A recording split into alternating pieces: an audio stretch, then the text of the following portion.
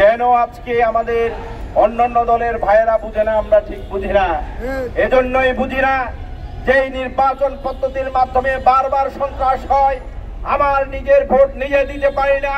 53 বছরে কারচুপি এবং বড় ধরনের চুরি, দিনের ভোট রাতে দেওয়ার মতো যেই ঘটনা ঘটেছিল এবং বিনা ভোটে সরকার নির্বাচনের মতো যে পদ্ধতি বাংলাদেশে বারবার আমাদেরকে অবহেলিত করেছে, আমাদের অধিকারকে ক্ষুণ্ণ করে একটি অকার্যকর রাষ্ট্র হিসেবে যারা পরিণত করেছিল, সেই পদ্ধতি তারা কেন বারবার তারা চায় আমরা জাতির সামনে তাদের কাছে এটি প্রশ্ন করতে চাই। আমরা এমন একটি বিখ্যাত মানুষের জন্য গ্রহণযোগ্য মানুষের অধিকার সুনিশ্চিত করার জন্য পৃথিবীর প্রায় 171টি দেশের মধ্যে প্রায় 54% অধিকাংশ রাষ্ট্র যেখানে পিআর পদ্ধতি চালু আছে, যেই পদ্ধতি চালু হলে রাষ্ট্রীয় ক্ষমতায় যারা যাবে একান্ত সংখ্যাগরিষ্ঠের ভিত্তিতে কারো উপর কেউ জুলুমবাজি করে হাসিনার মতন নতুন কোন ফ্যাসিস্ট এই দেশে আর তৈরি হবে না।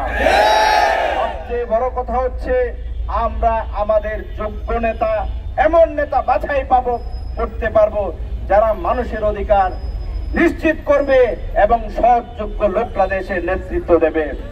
সর্বোপরি হচ্ছে আমার যে ভোট, এই ভোটের মূল্যায়ন হবে এবং আমি ভোট না দেওয়ার অপরাধে আমার উপর কেউ জুলুম নির্যাতন করতে পারবে না। এবং আমরা সবচেয়ে বড় একটি বিষয় বলেছি, সেটি হচ্ছে প্রশাসনকে নিরপেক্ষ থাকতে হবে। আপনি প্রশাসনকে নিরপেক্ষ না করে কোন দলের জন্য যদি শুধু ব্যবহার করতে চান, তাহলে আগামী দিনে যে কাজটি হবে, যে লাউ সেই কদু হবে। আগে যেরকম ছিল ঠিক একইভাবে ভাই মার্কা, বড় ভাই মার্কা নির্বাচন হবে, দেশের মানুষ সুখে শান্তিতে থাকতে পারবে না। আমার কেন্দ্রীয় সংগঠন মহানগরীর 5টি গুরুত্বপূর্ণ জাতির স্বার্থ সংশ্লিষ্ট বিষয় নিয়ে আজকে আপনাদের সামনে হাজির হয়েছি। আমরা চাই এই গুরুত্বপূর্ণ 5টি বিষয় আদায়ের মধ্য দিয়ে আগামী দিনে যদি বাংলাদেশ পরিচালিত হয়, তাহলে আর কোনো ফ্যাসিজম বাংলাদেশে তৈরি হবে না। তাহলে মানুষের অধিকার নিয়ে আর কেউ ছিনিমিনি খেলবে না। আগের মতো মানুষকে নানাভাবে নির্যাতন করার জন্য নতুন নতুন কোনো আয়নাঘর তৈরি হবে না। সাংবাদিকরা তাদের যে লেখনী, সঠিক কথা, সত্য কথা ঠিকঠাক ভাবে তারা প্রচার করতে পারবে। কেউ আর নতুন করে কোনো মিডিয়াকে বন্ধ করার দুঃসাহস পাবে না।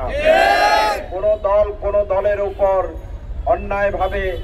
অন্যায়ভাবে জুলুম নির্যাতন করে নিজের দলকে বড় করার জন্য, এক নায়কতন্ত্র প্রতিষ্ঠার জন্য আওয়ামী লীগের মতো চেষ্টা করবে না। সবাই মিলেমিশে, ধর্ম বর্ণ লিঙ্গ নির্বিশেষে আমরা সবাই মিলেমিশে থাকতে পারবো ইনশাআল্লাহ। জুলাই সনদের চেতনা হচ্ছে এখানে ফ্যাসিজমের আর কোনো বাংলাদেশে আস্তানা হবে না।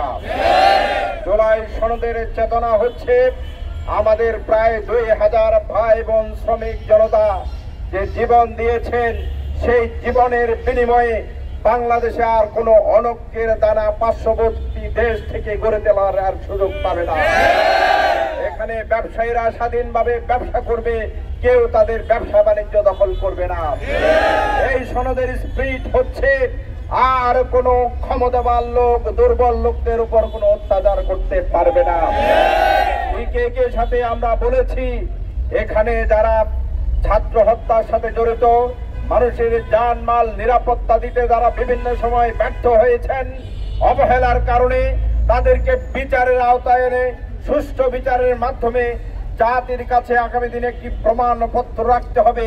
স্বৈরাচারী এবং যারা নানাভাবে মানুষের সম্পদকে লুণ্ঠন করেছে, তারা কোনোভাবে আগামী দিনে আসার আর জাতির খেদমতের নামে সেই মানুষের জানমাল নিয়ে ছিনিমিনি খেলার সুযোগ পাবে না। আজকে আমাদের এই আয়োজনে প্রধান